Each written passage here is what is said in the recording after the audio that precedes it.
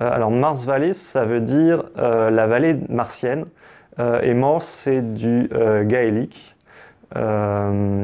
pour Mars.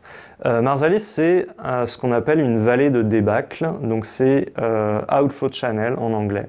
C'est une grande vallée qui fait plusieurs kilomètres de large, qui a été creusée peut-être juste en quelques jours ou quelques semaines par un flot énorme, et qui a creusé dans la croûte martienne.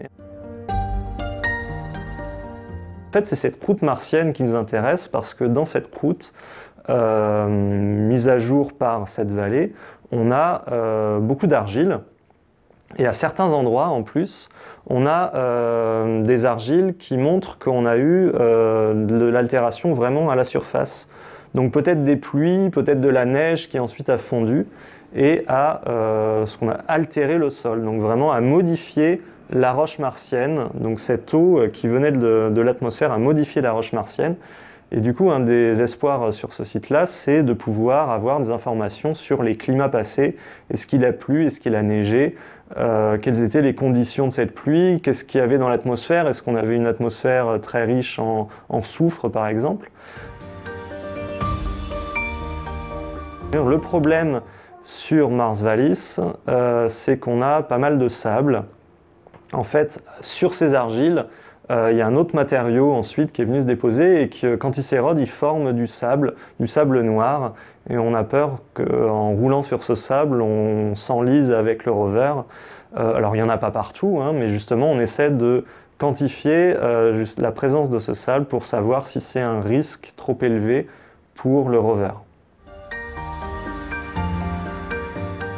Le site proposé pour Mars 2020 dans la région de Mars Vallis, il est situé sur un plateau très érodé, donc on n'a pas trop d'obstacles pour l'atterrissage, et sur ce plateau on a des argiles partout. Donc c'était assez intéressant parce que quel que soit l'endroit où on atterrit dans cette zone, on est à peu près sûr de tomber sur des argiles. Et ces argiles, on en a deux types différents qui nous montrent qu'on a dû avoir vraiment de l'altération à la surface.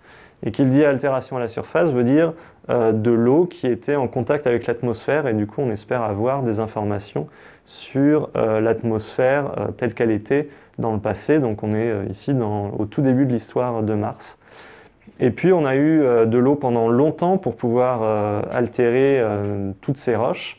Et du coup, on espère et dans des conditions chimiques différentes, du coup, on espère trouver un environnement habitable. Alors finalement, ce site n'a pas été choisi.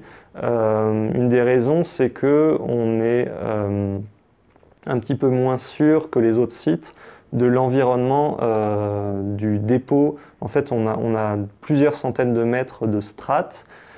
Et ce qu'on cherche à comprendre, c'est comment ces strates se sont déposées. Est-ce que c'était dans une ancienne mer qui était là à cette époque, ou est-ce que c'est juste des cendres qui se sont déposées là? En tout cas, il y avait de l'eau, ça c'est sûr.